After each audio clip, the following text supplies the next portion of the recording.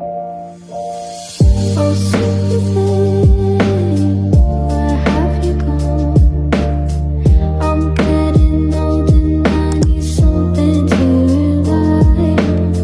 So tell me when you're gonna let me in.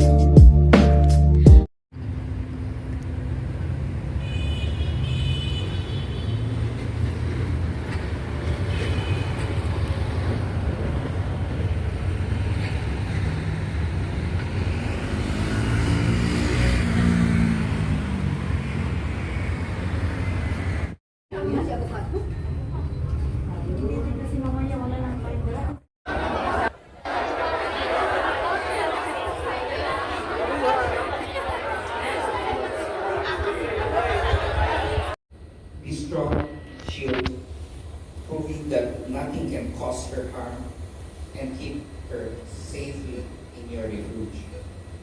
We also pray for her entire family to be united and protected by your grace, and for all who have advised and support her to receive the wisdom to carry out plans aligned with your divine will for the nation.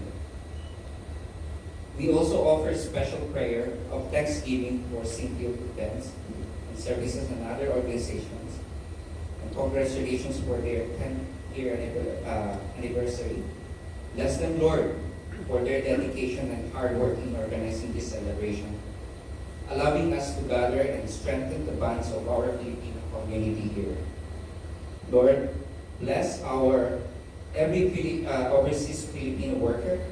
We honor their deep sacrifices and the unconditional love that fuels their service. Sustain their hope and courage despite the distance from home. Instill in us the virtues of humility and honesty.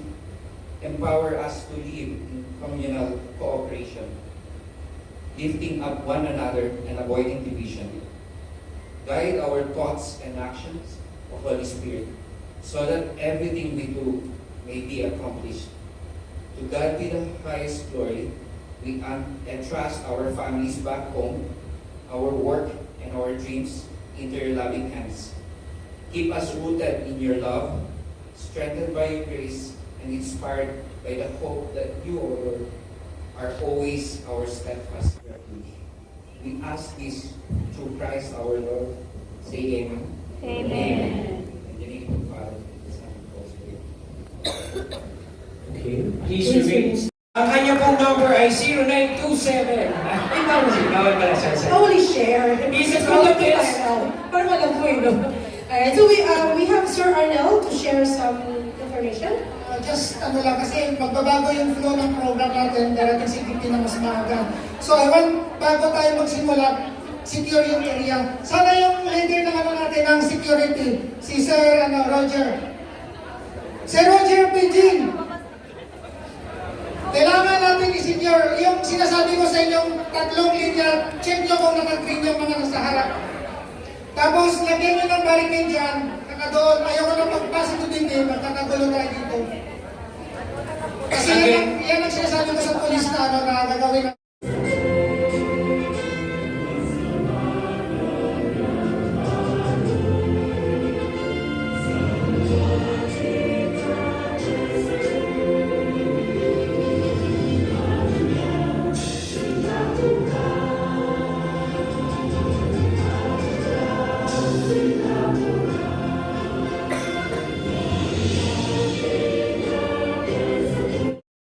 Namingin ka ng space, binigyan namin space mo, bahala ka sa gitna.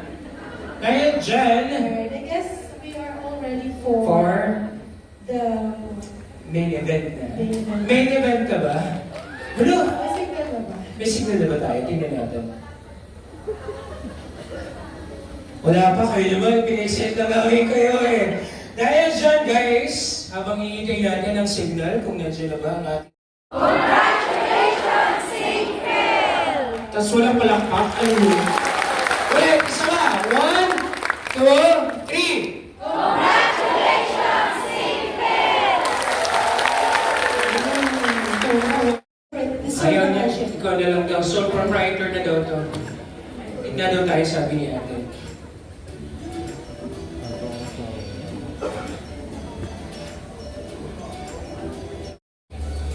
Alright, so this is the moment. This is the moment. Alright, so a very quick instruction again to everyone.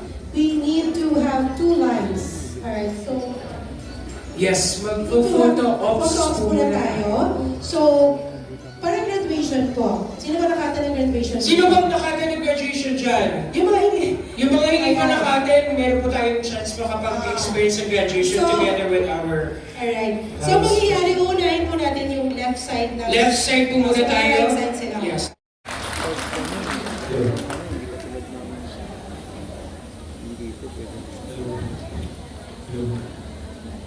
Magandang hapon po. Music please.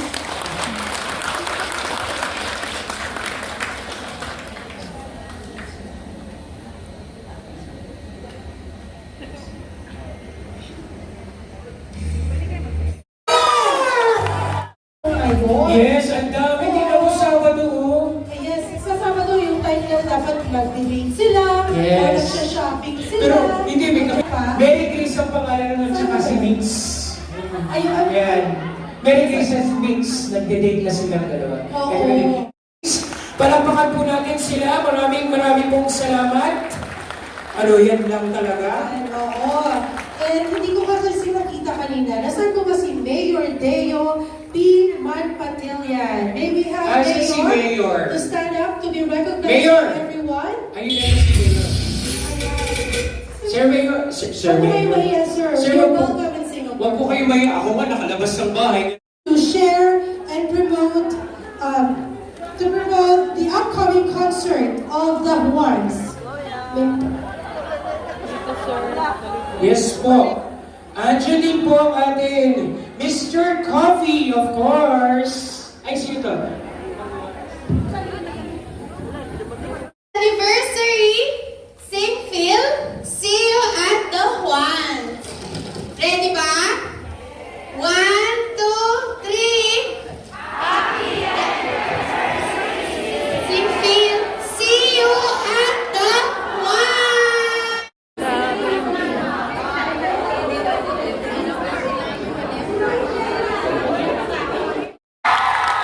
And Senator Robin Padilla.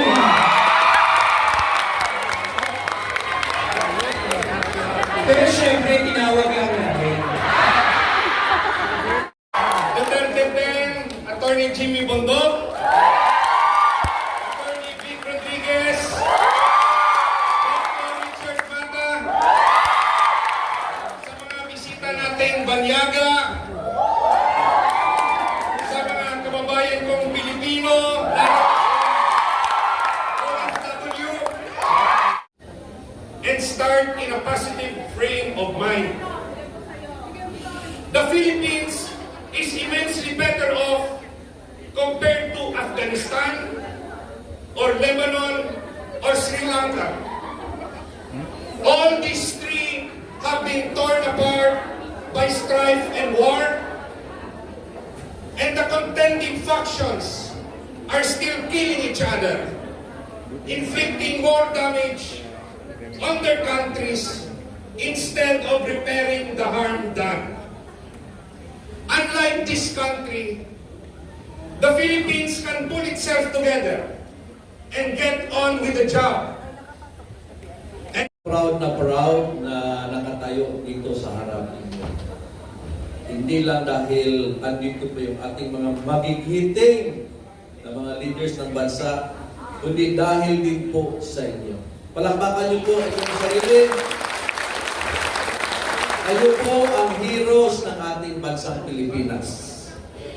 Kung merong mga buhaya sa Pilipinas, maraming buhaya sa Pilipinas, kayo po ang nag-rescue sa aming lahat. Totoo yan. Totoo yan. Kaya hindi tumitigil si Bibi Sara na bisitahin kayo dito at sa iba pang lugar sa ibang bansa. Ako rin po yung gusto magpasalamat sa inyong suporta nung nakaraan. Salamat po Sa mga hindi pa nakilala sa akin, ako po si Dr. Richard Mata. Sino mong followers dito sa Facebook? So nakilala din ako noon sa panahon ng dengue. Doon ako unang nakilala, ang dami kong videos ginawa ng dengue fever. Umabot na to sa ibang bansa kasi gumawa din ako ng mga Ingles. Na ang dengue, ang hindi gamot doon ay just durian o papaya o tawa-tawa. Dehydration talaga yan. Kaya maraming nakaintindi noon ng dengue, kaya nababalitaan nyo, konti na lang ang namamatay sa dengue. Tama ba? Pero hindi pa tayo tapos dahil marami pang hindi nakaalam. Kaya ginagawa po natin. Ronald Adaman, TRRT appointed. Yes, of course. I would like to say thank you very much as well to bad boy ng Senator Robin Padilla. Waalaikumsalam. Magandang hapon po sa ating mga bayaning Pilipino.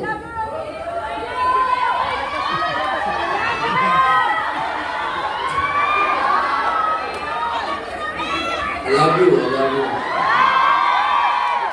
Sa palang asawa ko, pwede bang tatlo, ha?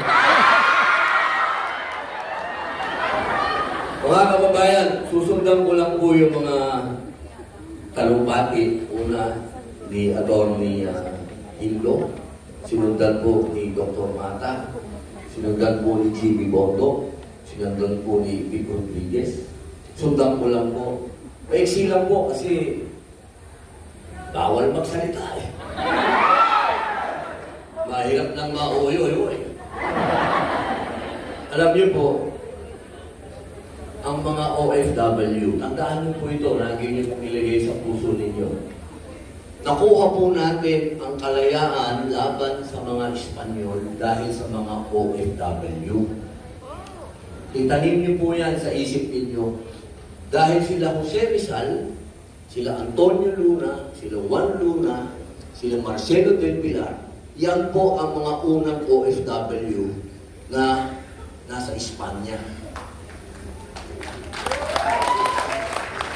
Kaya, mga mahal kong kababayan, hindi po ito bago na mga OFW lumalaban para sa Pilipinas. Hindi po yan bago. At tandaan nyo rin po, sila Andres Bonifacio, sila Sakay, mga artista po yan. Yung sinabi po ni Nigel kanina, hindi po bago na ang mga artista ay lumaban para sa Pilipinas. Kahit hukayin niyo po ang kasaysayan, makikita niyo po dyan. Andres Bonifacio, Emilio Jacinto, Macario Sakay, mga senior at artista po yan sa entablado. Kaya kayo po na nandito ngayon, nandito po kami para bigyan po kayo ng kasiyahan, bigyan po kayo ng atensyon, dahil kayo po talaga ang mga bayani namin. At tandaan niyo po, nabubuhay po ang ekonomiya ng Pilipinas dahil sa inyo. Wala naman po tayo.